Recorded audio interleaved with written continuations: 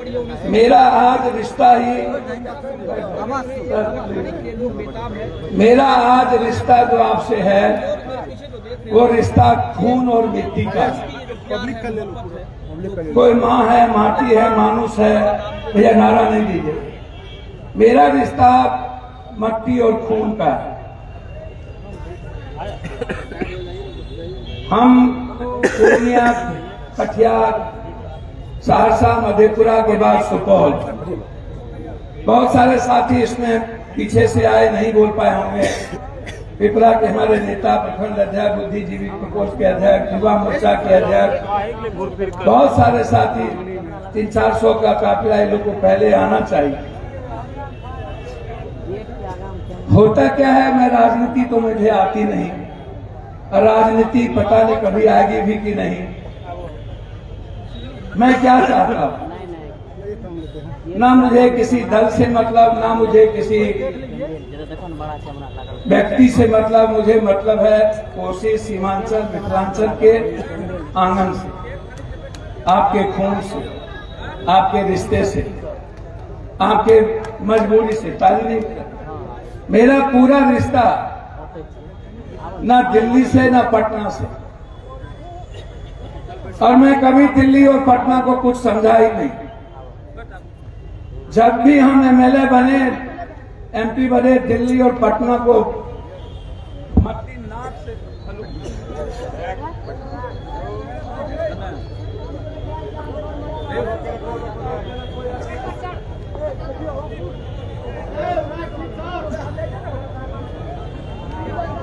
Hello, आप याद करिए इसको भी भैया, वहां से हटिए आप।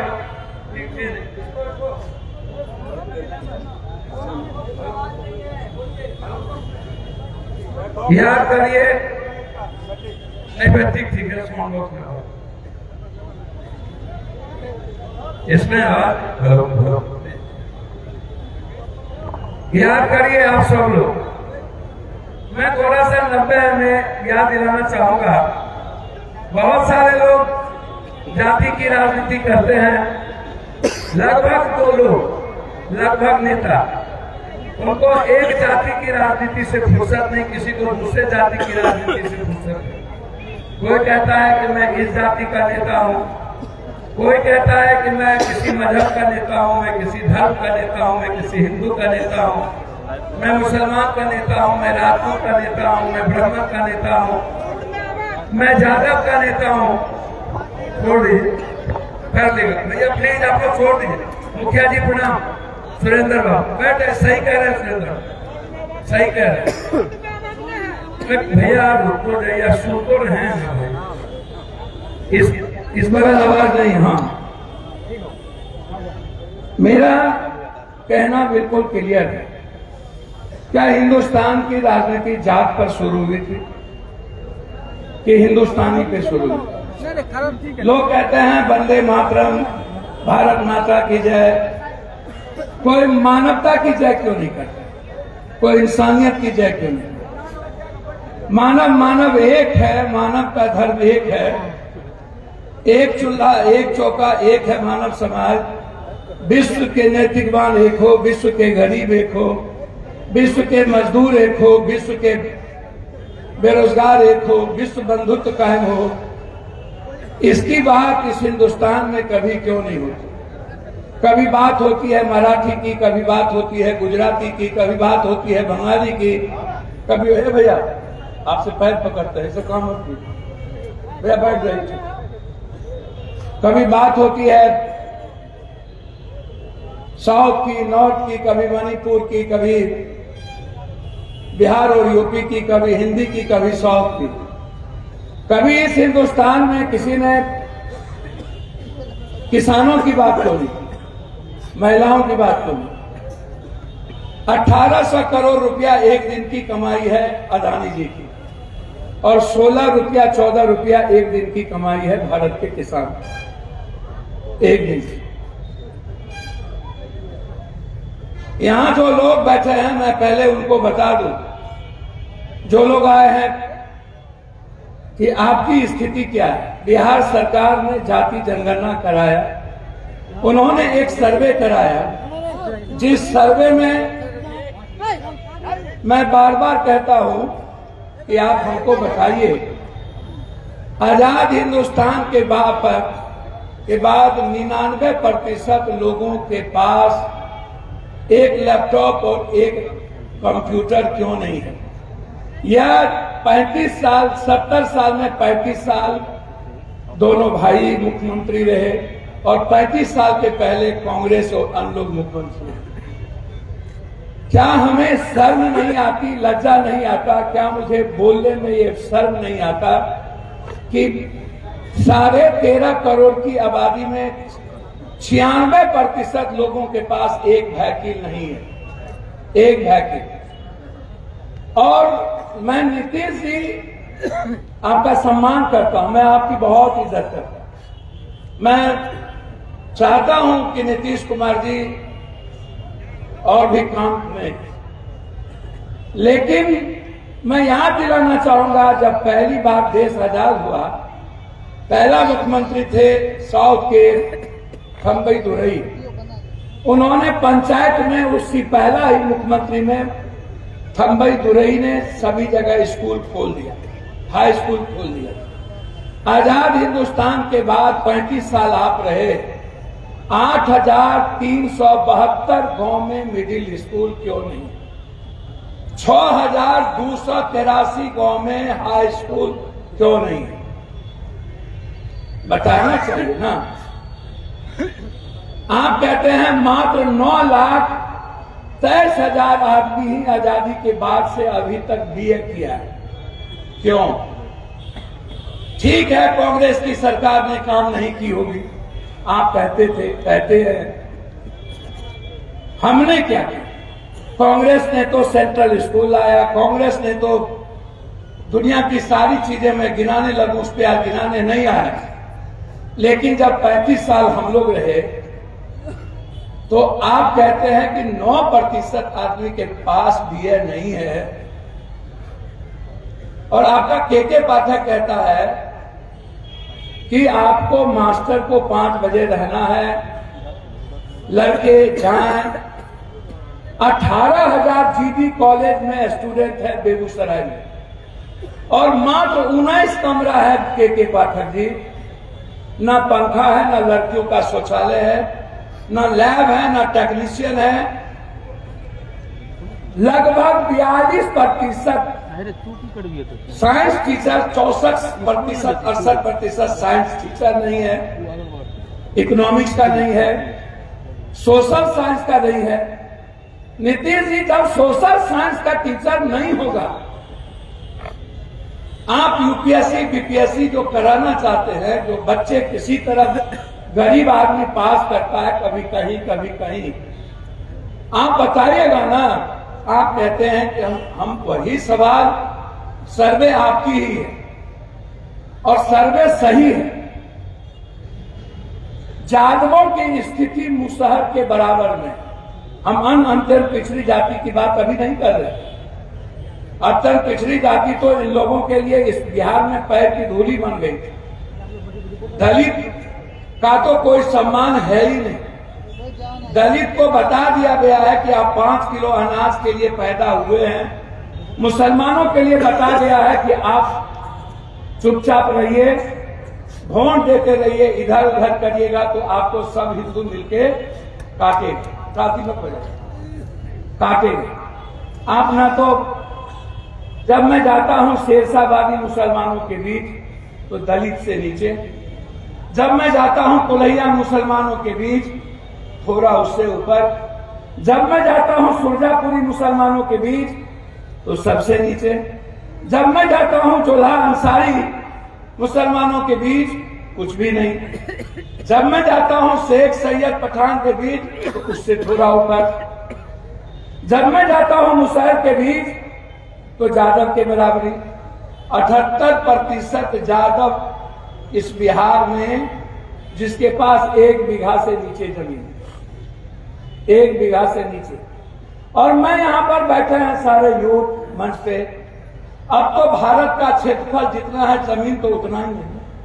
जमीन कोई नेपाल और पाकिस्तान से तो आप लाइएगा, तो जो जनसंख्या आज बढ़ी है, जहां पर जमीन आपको 1 बीघा से नीचे है, चाहे वो मुसहर को, जसमी को, मैं जानना चाहूंगा अपने नेताओं से कि अब आप जमीन कहां से देंगे मुसहर को, पासी को, डोम को, पासवान को, राम को, भंगी को, अत्यंत पिछड़ी जाति को, शर्मा को, जोरहा को, गंगोत्री को, बीन को, मलाह को, केवट को, गोरी को, निषाद को, गंगोत्री को, ततमा को, शाह को, चौधरी को, जसवाल को कहां से देंगे?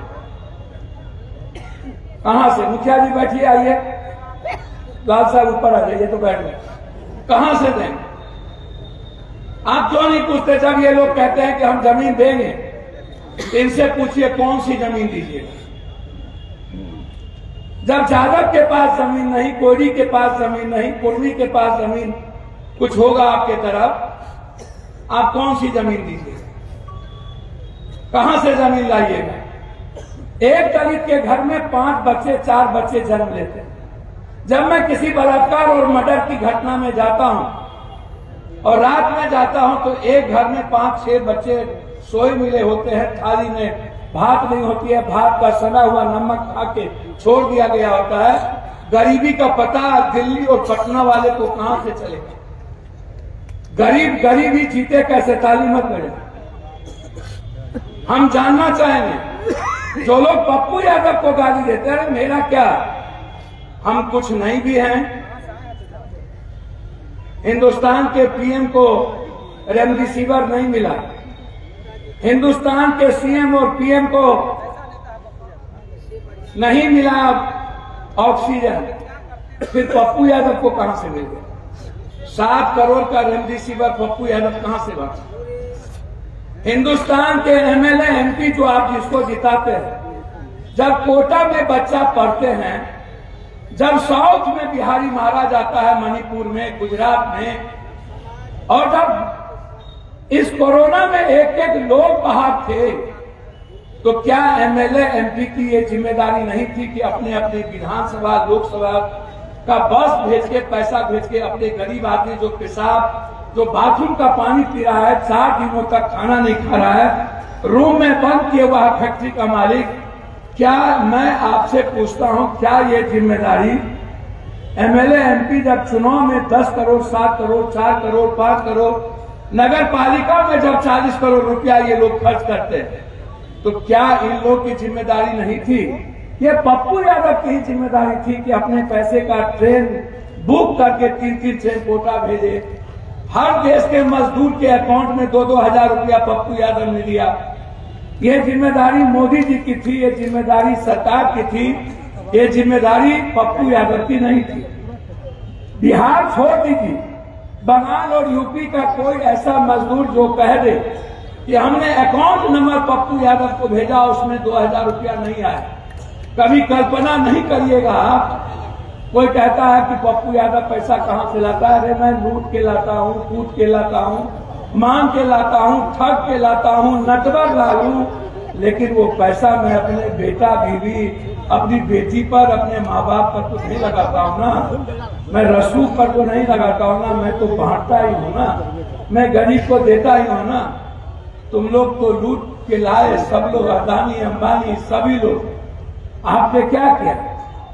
आप पूरे बिहार में बीजेपी की ऑफिस खोल दी, पूरे देश में 4-4 करोड़ का एक घर बनाया। मैं बोलूंगा, मैं पूछना चाहूंगा आप सबसे, क्या ये एमएलए एमपी की जिम्मेदारी नहीं होती है? गुजरात में जब एक बिहारी को मारा जा रहा था, हम जब उतरे तो बोला पप्पू यादव को आज गुजरात से नहीं लौट के जाने देंगे।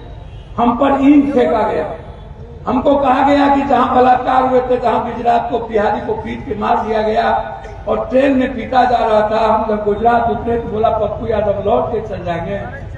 हमने कहा हम खीरा मूली है, ककड़ी है, कि आएंगे और लौट के चल जाएंगे।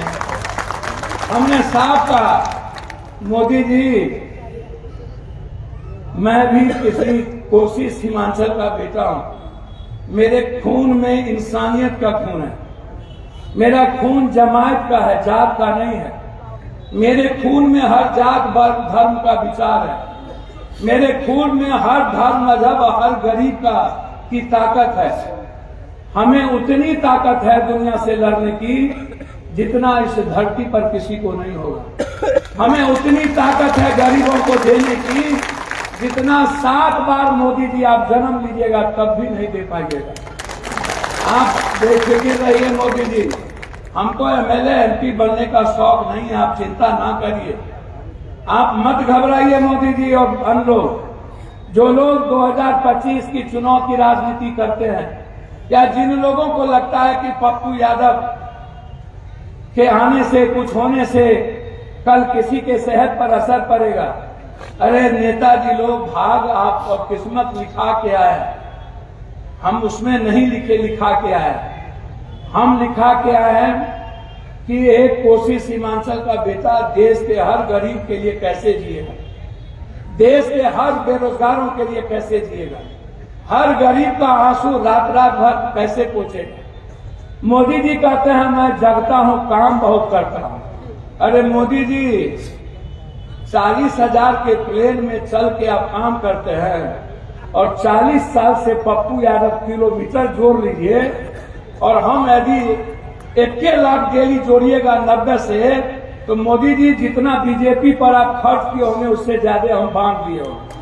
आप जरा 1 लाख डेली जोड़ लीजिए, छोड़ दीजिए 34 करोड़ रुपया जो मैंने मजदूर को दिया, छोड़ दीजिए हर दिन पटना में सब मुख्यमंत्री डिप्टी सीएम सब लोग सो गए थे।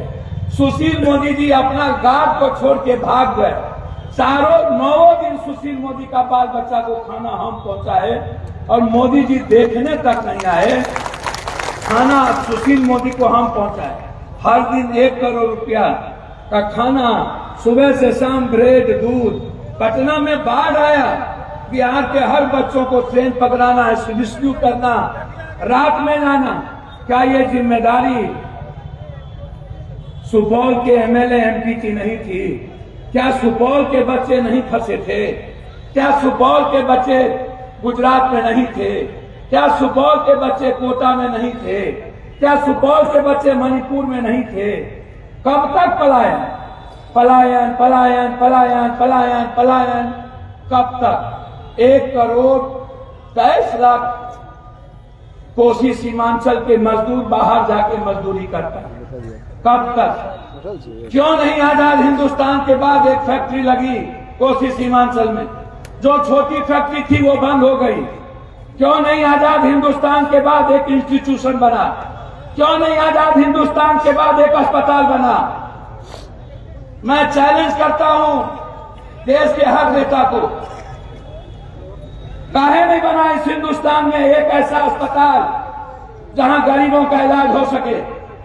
और मैं वादा करता हूं सुपौल के इस मैदान में 24 के बाद मेरी एक जिम्मेदारी होगी, कोसी सीमांचल में वर्ल्ड का नंबर 1 अस्पताल बना के सिर्फ गरीबों का इलाज करना।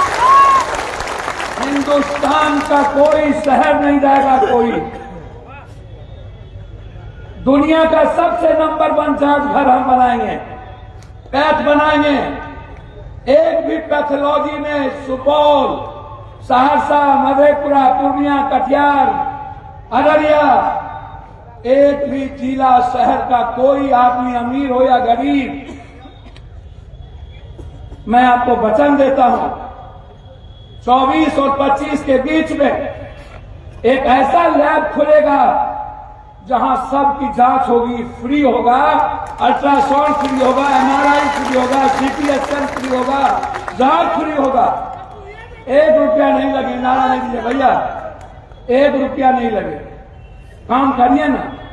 आप लोगों को तो मौका मिला, हम तो कुछ नहीं है, हमको तो कोसी वाला पैर की धूली समझ लिया, हमको तो सुपौल वाला न हम इस जात के न उस जात के डगरा का बैगन बन गए। रुकिए, कहीं के नहीं है, ये तो अच्छे वर्कर की जिम्मेदारी दायित्व थी। मैं धन्यवाद दूंगा छोटे छोटे वर्कर ने, पूर्व मुखिया ने, जिन लोगों ने। आज इसमें किसी दलाल की भूमिका नहीं है, इस लोगों में इसमें कोई माफिया नहीं है, इसमें किसी जात को गाली देने वाला एक वर्कर नहीं है, इसमें किसी हिंदू मुसलमान को गाली देने वाला एक वर्कर नहीं है। इसमें किसी भूमिहार और ब्राह्मण को, राजपूत को गरियाने वाला एक आदमी नहीं है। इसमें वो लोग हैं जो पप्पू यादव के आचरण और चरित्र से दूसरे जात को अपने से ज्यादा प्यार करते हैं, दूसरे धर्म को अपने से ज्यादा मोहब्बत करते हैं, दूसरे जाति को भगवान समझता है, दूसरे जाति को गरीब समझता है। मेरे साथ वही लोग रह पाएंगे जो दूसरों का इज्जत करें, जो दूसरों को भगवान समझेंगे, जो गरीब का पैर छुएंगे, जो इंसानियत पर जिएंगे। मेरे साथ माफिया इसीलिए नहीं आता। क्या कारण है? क्या कारण है कि ये दलाल माफिया पप्पू यादव का विरोध करता है? मैं जानना चाहता हूं मैंने क्या गुनाह किया। बिहार के सारे अपराधी को चैलेंज करता हूं इसीलिए, बिहार के सारे माफिया नेताओं के नेक्सस के खिलाफ हूं इसीलिए। बिहार आप याद करिए, सरकार कहती है 36% लोगों को झोपड़ी का मकान है, सरकार कहती है 48% लोगों के पास खपड़ा और टीन का मकान है, सरकार कहती है मुसलमानों की एजुकेशन 1 पॉइंट से कम है, सरकार कहती है दलित आदिवासी का एजुकेशन 0.9 है, सरकार कहती है कि यादव का रोजगार 1.6 है 14% होने के बाद। मैं पूछना चाहूंगा, मुरारजी देसाई का सरकार था जनता पार्टी की, लालू बीपी सिंह जी की सरकार थी, देवगोरा और गुजराल में आपने किंग मेकर थे। गर्व था हमें कि लालू जी हमारे किंग मेकर हैं, और आज भी गर्व होता है लालू जी पर कि लालू जी कहीं न कहीं चीजों को मिलाने में लगे रहते हैं, नहीं तो कब का नाश हो गया होता। कुछ चीजें आज भी बची हुई, लेकिन हमारा सवाल है कि 1.6% ही, मेरा सवाल है कि रोजगार क्यों, और वो भी रोजगार यादवों में सबसे निचले पदान पे क्यों, सेकेंड और थर्ड में क्यों? मेरा ये सवाल है। मेरा सवाल है कि आप 10 साल कांग्रेस में रहे। मेरा सवाल है, जब लोग कहते हैं कि सबसे बड़ी संख्या पूरे भारत में यादवों की है मुसलमानों के बाद एक जाति में, तो हिंदुस्तान में कोई एक जगह आप सरकार में क्यों नहीं है? इसीलिए आप नहीं हैं कि आप का जो गरीब जाति है, जो गांव में ज्यादा बूढ़े हुआ करते थे, पप्पू यादव का बाप दादा हमारे पूर्वज, वो दूसरों जाति के लिए लाठी उठाते थे। कांग्रेस में, कांग्रेस के खिलाफ वो समाजवादी कैरेक्टर था, वह कैरेक्टर था लोकतंत्र का। लेकिन जब हम लोग आए तो हम लोग का कैरेक्टर हो गया यूथ में, जातों में जो पैसा कमा लिया उसका दलाली, उसका माफिया, और वो दूसरी जाति का सम्मान करना छोड़ दिए, वो दलितों के घर में जाना छोड़ दिए, वो गरीबों से मोहब्बत करना छोड़ दिए। उनको लगा कि हम इसी तरह जिंदगी जी लेंगे। नहीं, जब तक आप अत्यंत पिछड़ी जाति को क्या मिले, जो लोग हेलीकॉप्टर या जो लोग यहाँ पर पैसा लेकर के कमा के आते हैं बाहर से, और वो कोई कहता है मैं कुर्मी हूं, मैं कोयरी हूं, मैं जानना चाहूंगा कि आपका योगदान क्या था। मैं जानना चाहूंगा कि आपके बाबा दादा का योगदान सीमांचल कोसी में क्या था। मैं जानना चाहूंगा कि आप इतना पैसा कमाए और आप जहां थे वहां पर आपने कोसी के सुपौल के किसी एक लड़के को नौकरी लगाया जब आप पदाधिकारी थे। मैं चैलेंज करता हूं आपको, और पप्पू यादव चैलेंज करता है आज कि जितना सरकार नौकरी में लगाया होगा, इलाज कराया होगा, उससे 3 गुना पप्पू यादव भारत में इलाज कराते लोगों को घर देते। आपका घर अपना घर, दिल्ली का शहर गरीबों का शहर था, पटना का शहर, आज भी 5 लोग दिल्ली में भारत के गरीबों के लिए एम्स में काम करता है पप्पू यादव। आज भी पटना में 6 लोग काम करते हैं। मैं जानना चाहता हूं क्या ये जिम्मेदारी हर एमएलए एमपी की नहीं है कि अपने घर पर गरीब को रख करके उसका इलाज कराए, अपने घर पर जरूरतमंद लोगों की क्या काम कराए? कोई एक नाम बता दो आप। क्या कभी आपसे नरेंद्र मोदी जी मिले? कभी आपको मोदी जी आकर के वोट ले जाते हैं? कभी आपको पटना वाले वोट ले जाते हैं। क्या आपको नहीं लगता है कि इन लोगों ने आपके लिए कभी नहीं किया? इन लोगों ने कभी आपकी गहरी चिंता नहीं की, कभी आपको बाढ़ से मुक्ति नहीं दिया, कभी कोसी सीमांचल जो दुनिया में सबसे ज्यादा मक्का, सबसे ज्यादा मखान, सबसे ज्यादा धान, सबसे ज्यादा दूध, डेनमार्क के बाद हमारे पास दूध, सबसे ज्यादा सब्जी, दलहन और तेलहन कोसी सीमांचल मिथिलांचल में, सबसे ज्यादा वर्ल्ड में 98.2% हम मखान देते हैं। सबसे ज्यादा डेनमार्क और एक कंट्री है उसके बाद सबसे ज्यादा मक्का बिहार, और बिहार में कोसी सीमांचल देती है। क्या हुआ? मधेपुर की फैक्ट्री क्यों बंद हो गई, जहां से हम दुनिया में सबसे बड़ा उत्पादन करते? एक गुजरात की फैक्ट्री से गुजरात बन गई, मधेपुर की फैक्ट्री से बिहार नहीं बन पाया। याद करिए, मैं आप लोगों से कहना चाहूंगा, नौजवान, आज आप सिर्फ मेरी बात सुनिए। आज कोई दूसरी बात हम करने आपसे नहीं आए। यही बुद्ध, इसी बिहार में पैदा लेने वाला बुद्ध, जब वो जापान गया तो जापान नंबर 1 का हो गया, जब वो थाईलैंड गया तो थाईलैंड नंबर 1 का हो गया, जब वो चाइना गया तो चाइना इकोनॉमी में नंबर 1 हो गया। क्या कारण है? बिहार का एक संत जब बाहर जाता है तो दुनिया का नंबर 1 इकोनॉमी हो जाता है, वर्ल्ड लेवल का देश हो जाता है, और एक संत यहां पर आपने उसको सम्मान नहीं दिया। हम जानना चाहेंगे कि आपका जो सर्वे है सरकार का, और उस सर्वे में आपने जो बात कही है, यह सवाल हर लोगों के मन में है कि कब हम गरीब और गरीबी से मुक्ति मिलेगी। गरीब और गरीबी के अलावे ये जो 2 शब्द है, हम सब के लिए क्या अभिशाप नहीं बन गया? ये जो 2 शब्द है, हमारी जिंदगी नहीं बन गई? मैं सवाल पूछना चाहूंगा अपने नौजवानों से।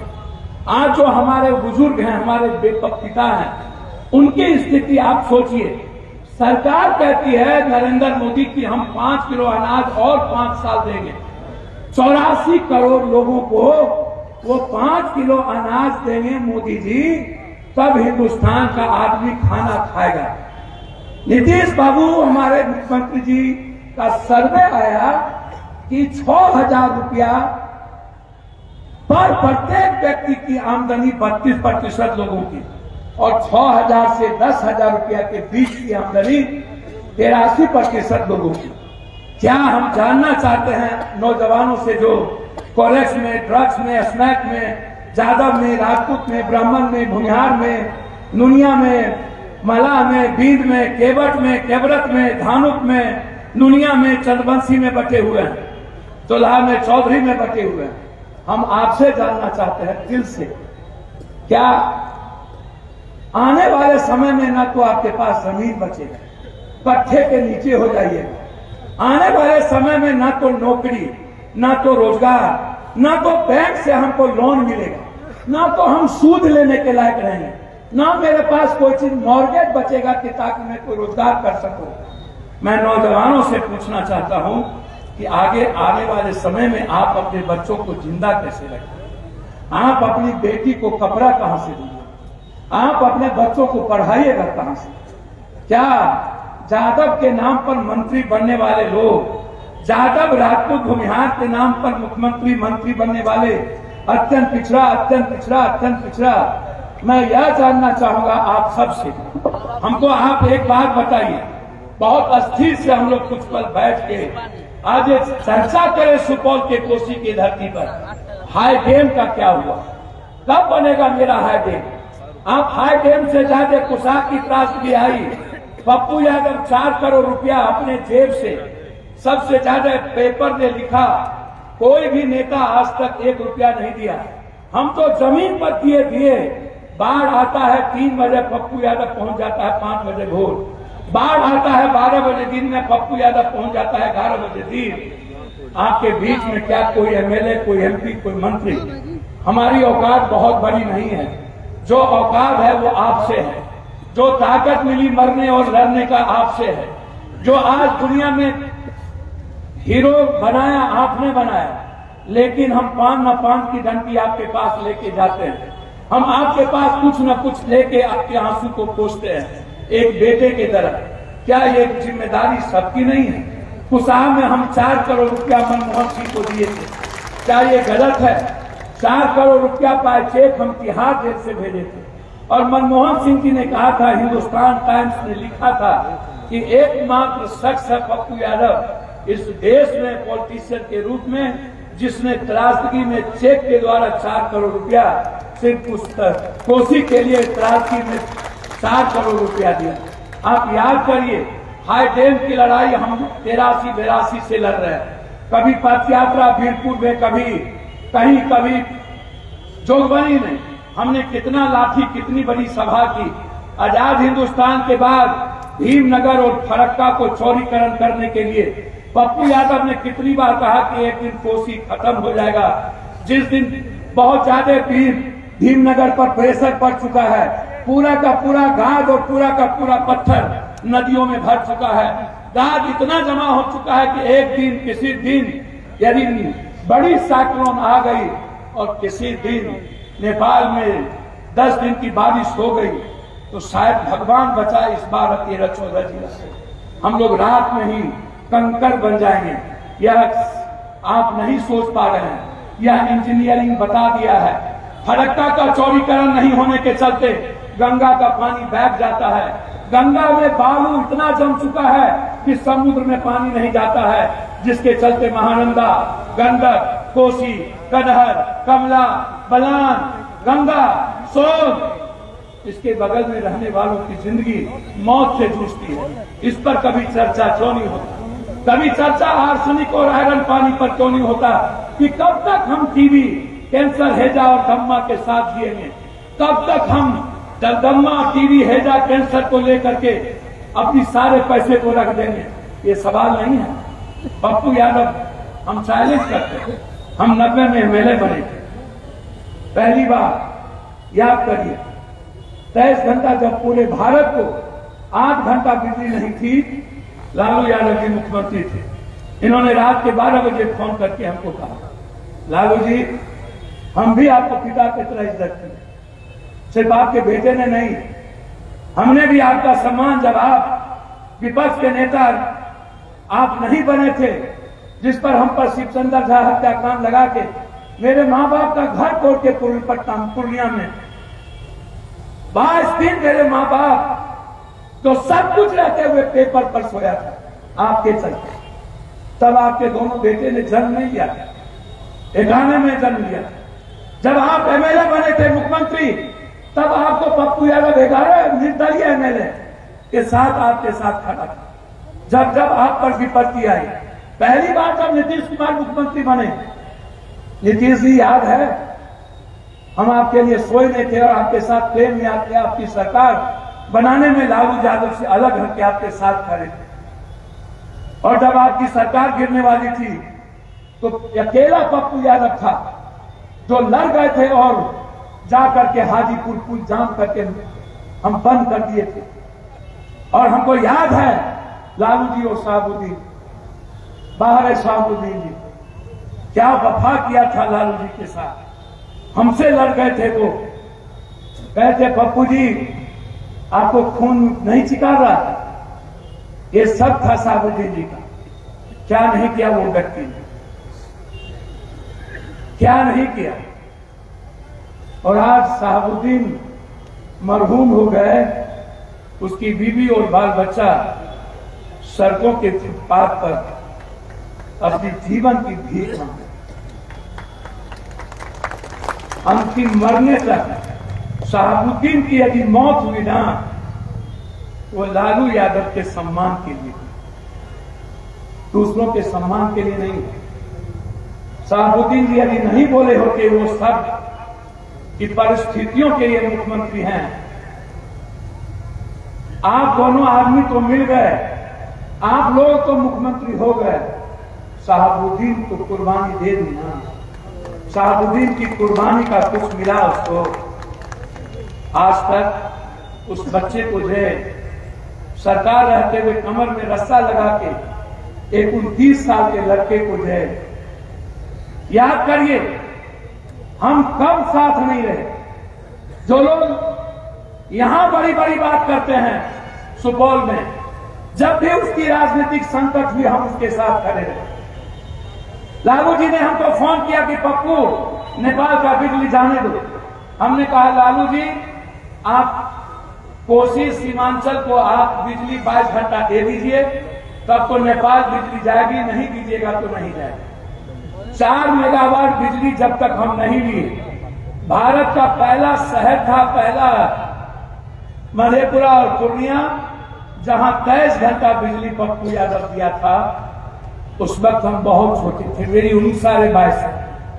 91 में हम मेडिकल काउंसिल ऑफ इंडिया के खिलाफ लड़ाई लड़े।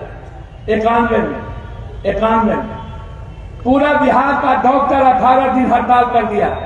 लालू जी ने कहा कि आप पर केस हो गया है, फोन करके आप पैरेलल सरकार नहीं चला सकते। हमने कहा मैं आपका सम्मान करता हूं, पिता की तरह हैं, बड़े भाई हैं, हमको कोई शौक नहीं है पैरेलल सरकार। आप अपने डॉक्टर को कहिए जो नर्सिंग होम है, फर्जी नर्सिंग होम नहीं, मैं अच्छे डॉक्टर की बात करता हूं। पटना और बिहार सुपौल में कितने फर्जी डॉक्टर हैं, कितने फर्जी नर्सिंग होम है। कोई एम्बुलेंस वाला खोल लिया, कोई पैसा वाला खोल लिया, कोई दलाल खोल लिया और वहां FRC फिजिशियन का बोर्ड लगा करके अस्पताल चला रहा हो। मैंने उस वक्त भी कहा था कि आप MRI, CT स्कैन, अल्ट्रासाउंड, जांच, एक्सरे का बोर्ड लगवा दीजिए और कौन डॉक्टर 3 महीने के अंदर कितना फीस लेगा, फिजिशियन, FRCS, सर्जन, ऑर्थोपेडिक्स, उसका आप करवा दीजिए। मैं आपको वचन देता हूं कि मैं विरोध नहीं करूंगा। जब तक बोर्ड नहीं लगी तब तक पप्पू यादव लड़ता रहा। हम पर 4 दर्जन केस हुए, हमारी परवाह नहीं हुई। पूरे डॉक्टर बिहार के बोर्ड लगे, अकेला साहबुद्दीन ने सपोर्ट किया था और तब जाकर के हमारी लड़ाई बनी। हमारी लड़ाई किसी अच्छे डॉक्टर से नहीं है, हमारी लड़ाई जो मेडिकल काउंसिल ऑफ इंडिया के रूल को फॉलो करता उससे नहीं है। हमारी लड़ाई फर्जी नर्सिंग होम, फर्जी डॉक्टर, फर्जी पैक, फर्जी जांच से, और वो रहेगी। मैं आपको वचन देता हूं, जिस दिन आप एक हो गए, एक कोसी सीमांचल के हर जात धर्म के लोग, आप पटना दिल्ली देखना छोड़ दिए, मैं आपको विश्वास दिलाता हूं, मैं 6 महीने के अंदर कोसी सीमांचल से मजदूरों का पलायन करना बंद कर दूंगा। हर रोजगार यहां होगा। 228 रुपया मनरेगा में मजदूरों को, ये कहां का मतलब है? आंगनबाड़ी क्या है? आंगनबाड़ी में नीतीश जी ना घर ना बच्चे, या तो मुशहर का बच्चा, या तो पासी का, या तो दलित का, या तो पासवान का। हम लोगों ने तो पहले ही बाइफरकेट कर दिया। पप्पू यादव का बेटा तिरमाला के स्कूल में पढ़ेगा और मुशहर का बेटा आंगनबाड़ी में पिल्लू वाला खिचड़ी खा करके क्या करेगा। यहाँ के सारे लोगों से मैं पूछना चाहता हूं, अभी 5 दिन हमारी आंगनबाड़ी महिला बेटी लोग थी, 5 दिन पप्पू यादव की तरफ से पूरे बिहार के लिए खाना था, पूरे बिहार के लिए आंगनबाड़ी के लिए रहना था। आपका जन्मदिन था, किसी का कुछ, उस दिन गिफ्ट की बात थी, लाठी नहीं चलनी चाहिए। हमने यही कहा ना, हम ममता के लिए लड़े, हम आशा के लिए लड़े, हम चाहे किसी भी BPSC UPSC के लिए हमने दिल्ली में गोली खाई, SSC के लिए गोली खाई, हम तो सिर्फ रोजगार की बात किए। छोड़ दीजिए नरेंद्र मोदी जी, मैं जानता हूं कि दुनिया में एक ऐसा झूठ, मैंने आज तक वर्ल्ड में सच कहता हूं, नरेंद्र मोदी जी की कोई एक बात सच हमको आप दिखा दीजिए, कोई एक। बोला पैसा देंगे, नहीं मिला, काला धन लेंगे, नहीं मिला, नोटबंदी, दुनिया बर्बाद हो गई, GST, घर बर्बाद हो गया। कोरोना में वह व्यक्ति, मुझको ऐसा लगा कि दुनिया में शायद इतना कम पढ़ा लिखा कोई नहीं होगा। कोरोना आया, वो ऐसे ताली और थाली रखा, मुझको समझ में नहीं आया। मैंने कहा कि ताली और थाली से कोरोना कैसे भागेगा भाई? हमको समझ, हमने तो कभी भी मुंह में पट्टी नहीं लगाया, हाथ में ग्लोव्स नहीं लगाया, और हमको सब लोगों ने मिलकर जेल भेज दिया। हमने कहा भैया किस गुना में हम जा करके रूढ़ी जी के घर से 70 एम्बुलेंस निकाले, यही हम जा करके नेताओं के अस्पताल में 7 लाख का बिल हमने 2 लाख कोरोना में कर दिया, यही कोरोना में हर बेड पर सारा बीमारी भाग गया और कोरोना का सारा पेशेंट सब बेड पर भर गया। क्या उस बीच में एक भी बीमारी नहीं हो रही थी? न कैंसर का, न दमा का, न बुखार का, न कुछ का। कोरोना गया तो सब बीमारी आ गया। मैं तब भी कहा कि ये गलत है। किसने कहा ये कोरोना थी? जब ऑपरेशन नहीं हुआ, जब पोस्टमार्टम नहीं हुआ, किसने कहा कि रेमडेसिविर से ठीक हो जाएगा? फिर भी हम लड़े। एक कोई बात नरेंद्र मोदी जी बताइए, आप कटिहार आए नीतीश जी के साथ, गठबंधन था, 17 साल आपका गठबंधन था। आप किस मुंह से लालू नीतीश को गाली देंगे? नीतीश जी, नीतीश जी अकेले थे क्या? और नीतीश जी हमेशा काम करते रहे, प्रयास करते रहे। विशेष राज का दर्जा किसकी जिम्मेदारी थी? नरेंद्र मोदी जी। जब आप पहली बार गांधी मैदान आए और गांधी मैदान में बम फोड़वा दिए और कई लोग मर गया, और जो लोग मरे आज तक उसको नौकरी नहीं मिली, हम उन लोगों को 1-1 लाख रुपया जाकर के पहुंचाए। उसकी बेटी की शादी में गए, 1-1 लाख पप्पू यादव ने दिया। मैं चैलेंज करता हूं, हमको बता दो। अभी जब झा जी और दोनों समाज को बांटने की कोशिश हो रही थी, मैंने कहा कि कब तक जाति की राजनीति करोगे? कब तक किसी जात को गरियाओगे? 35 साल के बाद भी किसी जात को गरियाना, क्या ये सही है? बैकवर्ड फॉरवर्ड करना ये सही है? हम अभी लखीसराय गए थे, जहां 6 ब्राह्मण समाज की लड़कियों को, परिवार को मार दिया गया। बीजेपी वाले गए, ये विजय सिन्हा, और 2 दिन लाश रख के राजनीति करने लगे। फिर जदयू वाले गए, राजनीति करने लगे। खाने के लिए घर में पैसा नहीं था। हमको लगा, तब हम पूर्णिया से अपना सारा कार्यक्रम छोड़ हम वहां गए और तीनों बेटी के नाम से 1-1 लाख रुपया, और उसके बच्चों को, उसके जो बच्चे मां थी दोनों, उसके इलाज के लिए पप्पू यादव दिल्ली पटना गया और उसको पीएमसीएच से निकाल के प्राइवेट में ले गया। मैंने कहा ये जिंदा होना चाहिए, क्योंकि इसके घर के सारे चीज बच गए। आप ये करते ना। जब बीजेपी वाले का एक वर्कर मिटा गया था, अभी जबरदस्ती हार्ट अटैक हो गया, मारा नहीं था, हमारी सरकार ने मारा नहीं था, उसको बोला हम 10 लाख पहुंचा दिए। अरे सिन्हा जी, लखीसराय के आप एमएलए थे, आप ड्रग्स माफिया हैं, आपसे ज्यादा कोई ड्रग्स का व्यापार नहीं करता है। क्या आपकी औकात इतनी नहीं थी कि 50,000 रुपया भी उस परिवार को देते और पप्पू यादव को जाके आपके जिले में गरीबों की मदद करना पड़े? आंख का पानी मर गया, सर से झुक गया। कोई एक घटना बताई।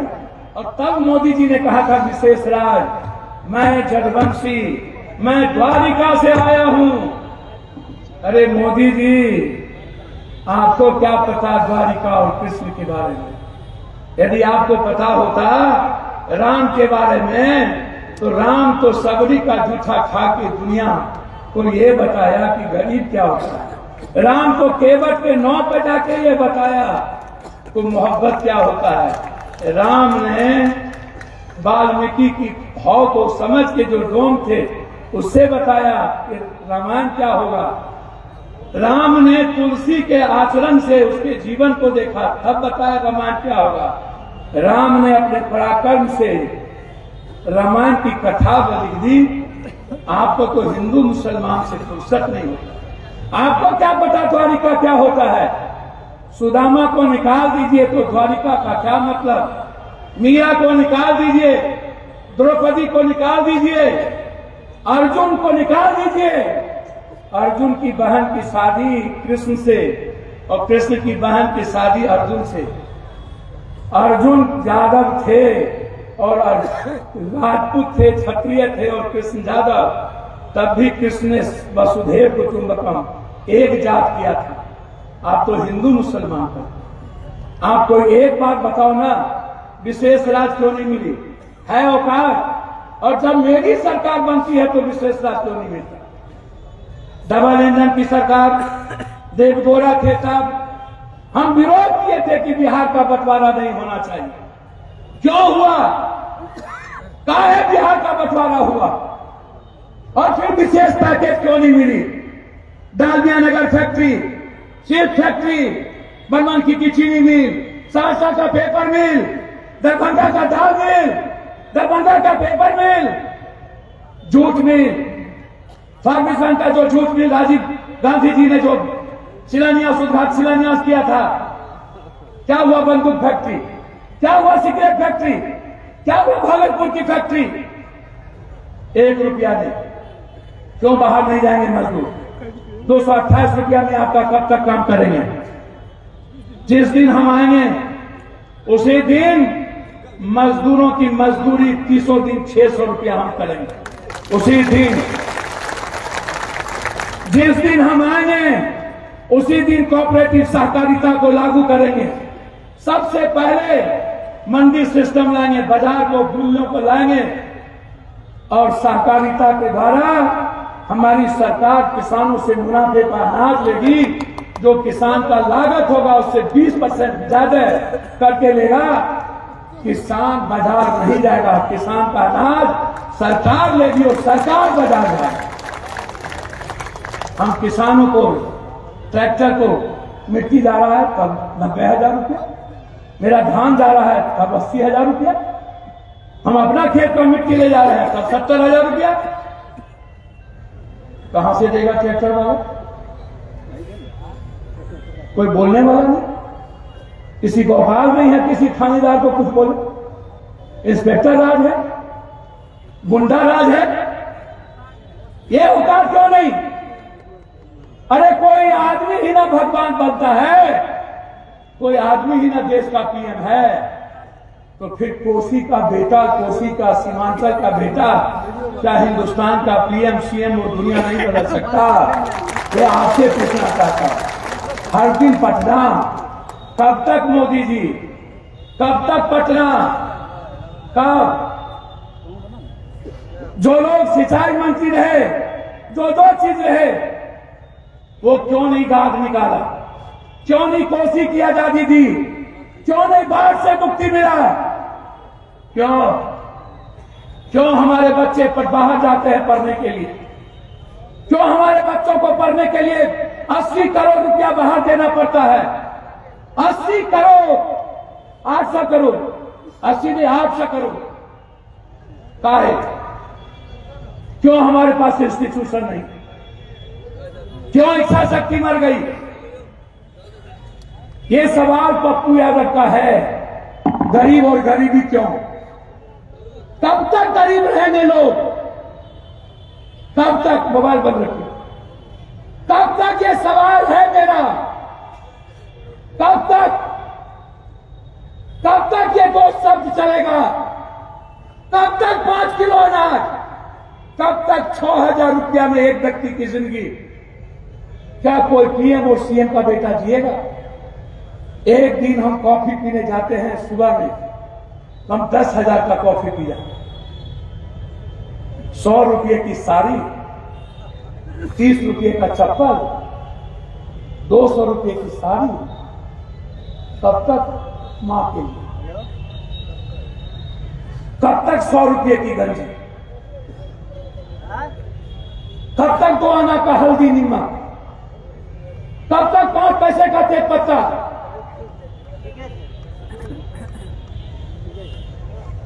क्या कोई लाइफ नहीं है?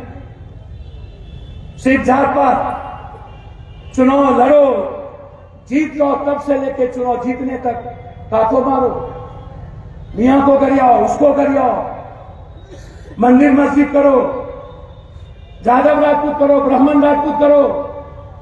दुकान सब बंद हो जाती है कुछ लोगों की। किशनपुर के कुछ बहुत बड़े नेता लोग जो बहुरूपीय हैं, जो जात और दूसरे दल के बदौलत एमएलए एमपी एक बार बन जाते हैं, उनको आपकी चिंता नहीं होगी। वो कहते हैं मेरी औकात नहीं है, मेरी औकात पटना दिल्ली से है, मैं आपको क्या जानूं? आप हमको वोट देते हैं, आपका वोट तो दिल्ली को जाता है, आपका वोट तो पटना को जाता है। मियाँ जी को कहते हैं अरे आप जाइएगा कहां, वोट तो देवे न करिएगा, तो बीजेपी आके दे दीजिएगा। ब्राह्मण को कहता है अरे तू कहां देगा, तू तो वोट बीजेपी को न देगा, तो लालू को दे देगा, कहां देगा? उधर कहते हैं बीजेपी को देगा, मियाँ जी को कहते हैं इधरे देगा, दलित को कहते हैं अरे तोहर वोट के का कीमत, 1000 रुपया देंगे और वोट ले लेंगे, 5 किलो अनाज देंगे और वोट ले लेंगे, छोटका जात को कहता है लोग कि तोहर का की मां, आपको तो हम चुटकी में जात पात करके उड़ा देंगे। बिहार सुपौल के जो ठेकेदार लोग हैं, जो अपने को धानों का, जो अपने को केवरत अमला कहते हैं, जो बड़ी बड़ी चीज, उनसे पूछिए। चलिए, यादव जी तो दूध बेच करके जी रहा, और ये इसकी संस्कार के साथ साथ लगता है उसकी किस्मत भी बन गई। और हम लोगों ने, नेताओं ने उसकी किस्मत बना दिया कि आपको दूधे बेचना है, आपको ज्यादा काम मत करिए। हम लोग हैं ना पटना में बैठे, आप लोग बैठाते रहिए और आप दूध बेच करके गरीबी झेलते रहिए। लेकिन मलाह से पूछना चाहेंगे हम, गोरी समाज से जो हेलीकॉप्टर लेके आते हैं उनसे कि भैया आपका जलकर तो ज्यादा बिहार और राजपूत का माफिया लोग कब्जा कर लिया, अब मछली कहां से मार पाइएगा? ये बड़का जात जो है, जो दबंग लोग हैं कुछ लोग, जब हर जाति में जो दबंग लोग हैं वो तो कब्जा कर लिया जलकर, नदी पोखर सब, तो अब कहां मारिएगा? अब मारिएगा तो राइफल बंदूक खाइएगा। और सरकार उन्हीं लोग की है, और सरकार है ताकतवर आदमी की। माफिया लोगों के यहाँ मुख्यमंत्री, मंत्री, संतरी जाते हैं, जो लोग बलात्कार करते हैं उसके यहाँ सरकार जाती है, जो लोग बाभन बुनियाद गाली देते हैं उसके यहाँ सरकार जाती है। सरकार कोई अच्छे लोगों के यहाँ जाती है? सरकार कोई गरीब लोग के यहाँ जाती है? किसी गरीब से किसी को मिलते देखे हैं? और पप्पू यादव को गरीब के अलावा किसी चोर चुट्टा से मिलते देखे हैं? कोई दलाल माफिया से मिलते देखे हैं? सुबह से शाम पप्पू यादव पूजा करता है गरीब की, दूसरे जात की। मैंने कभी जात नहीं पूछा। पटना में यादव कौन थे? बनिया, लाला, बुनियाद, राजपूत, दलित लोग ज्यादा थे। 11 दिन मां समझ करके सेवा की। रेमडेसिविर में सब जात लिया, यादव नहीं लिया, सबसे ज्यादा बाहर लिए। तो हम तो जात पूछे ही नहीं, और मेरा कोई जात है ही नहीं। और हमारे जात के नौजवान तो मानते हैं पप्पू यादव है, लेकिन जात का नेता लोग जो बड़का बड़का लोग है वो पप्पू यादव को ऊपर से मानता है, भीतर से अभियो लालू को मानता है। जो सही है वो सही है। जिस दिन पप्पू यादव को मान लिया ना, अरे नहीं माने यादव, दूसरे जात मान लिया, उस दिन बिहार को दुनिया का नंबर 1 न बना दे तो पैदाइश नहीं कर। उस दिन मैं आपको चैलेंज कहता हूं, यदि 72 घंटे के अंदर बिहार में CO, CI, BDO, collector, SP, दलाल और माफिया, गरीबों का राज ना हुआ, भ्रष्टाचार ना, जो सिंहेश्वर में थे, जो मधेपुरा में थे, उनसे पूछिए। जब हम एमएलए बने थे तो हर ब्लॉक में 500 चेयर लगा दिए थे, और वीडियो गरीब को खड़ा होकर स्वागत करता था, और औकात नहीं थी किसी से पैसा मांगने की। जब तक मैं जिंदा हूं तब तक किसी गरीबों के आंख में आंसू नहीं आने। जब तक मैं जिंदा हूं शरीर के खून का एक एक कतरा चला जाएगा। यदि मेरे नॉलेज में होगा कि पैसे के चलते हिंदुस्तान में कोई भी गरीब और आम आदमी परेशान है, मैं मरना पसंद करूंगा, लेकिन किसी को परेशान नहीं होने दूंगा किसी कीमत पर नहीं, किसी भी जाति को नहीं, चाहे वो मेरा बाप ही क्यों ना किसी को तंग करता हो, उस बाप को भी बेटा का सामना करना पड़ेगा। गरीब की आजादी मेरा जीवन का मकसद। मैं दलाल और माफिया को देखना पसंद नहीं करता। मैं सिर्फ इंसान, विचारों वाला लोग, मैं उनको देखना चाहता हूं जो 90% लोगों के घर में कुछ नहीं है, जो जीने के लिए बेबस है। मैं उनके लिए जीना चाहता हूं। मेरी राजनीति नहीं है, मैंने आपको राजनीति के लिए नहीं बुलाया था। कौन किसको आप जिताइएगा मुझे नहीं पता, लेकिन सोचिएगा कि हम लोगों को मिलकर क्या करना चाहिए। दिए ना 35 साल के लोगों को, बनाए ना मुख्यमंत्री मंत्री। क्या एक बार 5 साल स्वाद नहीं बदलना चाहते हैं? क्या कोई गठबंधन होगा तभी आप चुनाव लड़ेगा?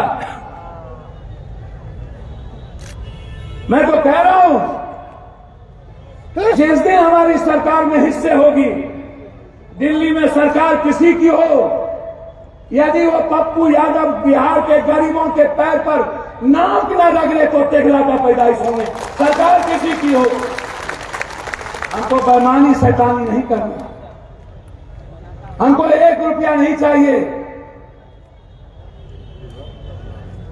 हमको मरने आए। आपको क्या लगता है जिस दिन पप्पू यादव को शक्ति खत्म हो जाएगी देने की और मदद करने की, आपको लगता है कि हम जीना चाहेंगे? उसी दिन हिटलर की तरह गोली मारना खुद को। जब तक देने के लायक हैं तब तक मैं आपके साथ। जिस दिन गरीबों को न्याय करने के लायक नहीं रहेंगे उस दिन जीने का कोई मतलब नहीं। जिस दिन मैं 5 बजे घर लौटता हूं, मुझको लगता है कि आज ईश्वर ने बड़ी कृपा की। जिस दिन मैं ज्यादा लोगों की मदद करता हूं उस दिन लगता है कि ईश्वर की आज असीम कृपा। जिस दिन 12 बजे लौट जाता हूं लगता है ईश्वर रूठ गए। जिस दिन कम बांटता हूं लगता है ईश्वर लगता है हमारे साथ खड़े नहीं। मैं चाहता हूं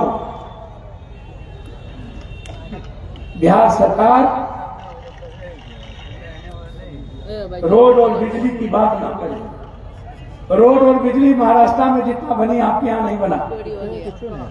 एक भी हमारे पास एयरपोर्ट नहीं है, एक भी मेरे पास एम्स नहीं है, एक भी मेरे पास सुपौल से डायरेक्ट दिल्ली अमृतसर के लिए ट्रेन नहीं है। मैं आपको वचन देता हूं, पूर्णिया जंक्शन से जोगबनी होके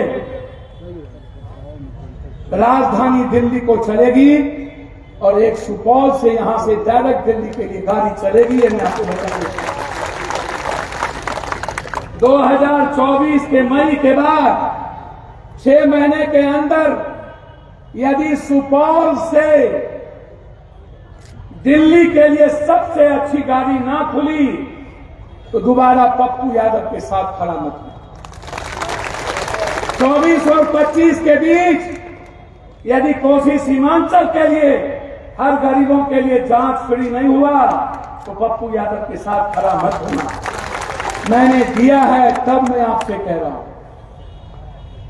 ये दुनिया में किसी की ताकत नहीं है कि जो अपने जेब से हर दिन हर गरीबों का आंसू पोंछे। हम हर मर्डर घटना में, कल 3 आदिवासी के एक बच्चे जल के मर गए, कोई नहीं बचा, भर रात चलते रहे तक। आज इसीलिए सुख होगा। क्या हम सबको मिलकर हाई डैम की लड़ाई नहीं लड़नी? क्या हम सबको मिलकर बाढ़ से मुक्ति नहीं करनी है? हमारी ताकत आप है, हमारी ताकत कोई माफिया दलाल नहीं है। आज से आप यहां से जाइए और पप्पू यादव की वो बात सुनिएगा और मोबाइल पर निकाल दीजिए कि बिहार सरकार के सर्वे में अब आप कहां पर हैं और आपकी क्या स्थिति है, क्या आपकी स्थिति सुधरने वाली है। एक दूसरा, ये विशेष राज्य और विशेष पैकेज, क्या पप्पू यादव के बगैर किसी को औकात है लेने की? यह विशेष पैकेज या विशेष राज्य किसी में लड़ने और मरने का जज्बा है और कोई लड़ के ले सकता है। भारत सरकार के एक एक ट्रेन को रोक के तेलंगाना के तट पर हम लड़ेंगे और जब तक विशेष राज्य और विशेष पैकेज नहीं मिलेगा तब तक पप्पू यादव चैन से नहीं बैठेंगे। जब तक हाई डैम नहीं बनेगा तब तक हम चैन से नहीं बैठेंगे। हम अपने मां को, अपने बेटी को, अपने बेटे को गरीब रहने नहीं देंगे, हम पलायन करने नहीं देंगे और हम बाहर पढ़ने नहीं जाने देंगे। मैं हर गरीब को भी 10,000 रुपया देना चाहता हूं। जो काम करना चाहता हूं, अंडा का, सब्जी का, वो आइए मेरे पास। मैं उसको अंडा के लिए उतना खरीद के सामग्री दूंगा और आप हर दिन 300-400 रुपया कमाइए, 8,000 रुपया में 6,000 घर को लगाइए और फिर उसकी अंडा को चलाइए। मैं देना चाहता, आइए ना। सरकार को जो औकात नहीं है वो पप्पू यादव को खूब बता। मैं सब्जी का दुकान चाहता हूं, हर गरीब खोले और 10,000 से 20,000 की पूंजी बहुत है। यदि मैं 20,000 का पूंजी आपको दे दिया और वो 20,000 में आप सब्जी दौड़ा खरीद के किसी हटिया पर बैठ गए तो आप मिनिमम 300 मैक्सिमम 500 रुपया कमा सकते। आप देखिए 20,000 रुपया नहीं है, 10,000 रुपया नहीं है। कि पत्रकार के लोग कब तक मंत्री मुख्यमंत्री संतरी के अर्धगर चलाते रहिए। अरे पप्पू यादव का मत चलाइए ना, मैं हीरो हूं पत्रकार जी, आप चलाइए ना चलाइए, हम चलाएंगे। आपके मोदी से ज्यादा ना सोशल मीडिया पर हीरो है। जब तक मेरा नौजवान है तब तक पप्पू यादव हीरो है, याद रखिए। आपको छापने आता है उल्टा छापते रहिए, लेकिन मेरा संकल्प है नेता माफिया पदाधिकारी को मिटा के देंगे। जब तक भ्रष्टाचार से मुक्ति नहीं मिलेगी तब तक मेरे जिंदा रहने का मत होने का कोई मतलब नहीं, तब हमें हिजरा बन जाए। और ऐसी बात मौग लोग करते हैं, हम क्या करते, सरकार नहीं करती। इसीलिए आपके बीच आ जाए थे और जिन नौजवानों ने और जिन साथियों ने इतनी मेहनत करके आप लोग यहां आए हैं, मैं वचन देता हूं एक एक साथी का नाम मेरे पास आया है। मैं उस नौजवान और वर्कर का नौकरी हो न हो उसके रोजगार के लिए बाप की तरह खड़ा होगा और उस नौजवानों को आगे बढ़ाऊंगा। मैं मोदी नहीं हूं और मैं और लोग नहीं हूं कि वर्कर को वर्कर कहूं, उसको अपना भाई ना कहूं। कोई वर्कर नहीं होता। 5 महीना हम जेल में थे, एक एक वर्कर पप्पू यादव के लिए 5 महीना लाठी खाया। मेरा बेटा मेरा परिवार नहीं आया था।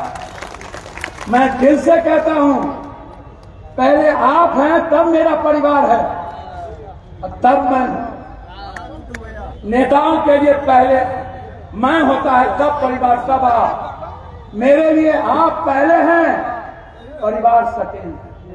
क्योंकि जो चुनाव में मोटरसाइकिल पर धूल खाता हो और हर धरना प्रदर्शन में जो लाभ देखा हो और पप्पू यादव के साथ रह के सत्ता ना देखा हो, उसको मैं पैर धो के ना पीऊं और भगवान ना मानूं तो क्या मानूं। वर्कर मैं जिंदा जब तक हूं एक भी वर्कर का मान सम्मान गिरने नहीं, चाहे मुझको जो भी करना है। मेरे किसी भी एक वर्कर को कोई नेता कोई ताकत छेड़ने और छूने की कोशिश करेगा तो महाभारत का जंग होगा ये याद।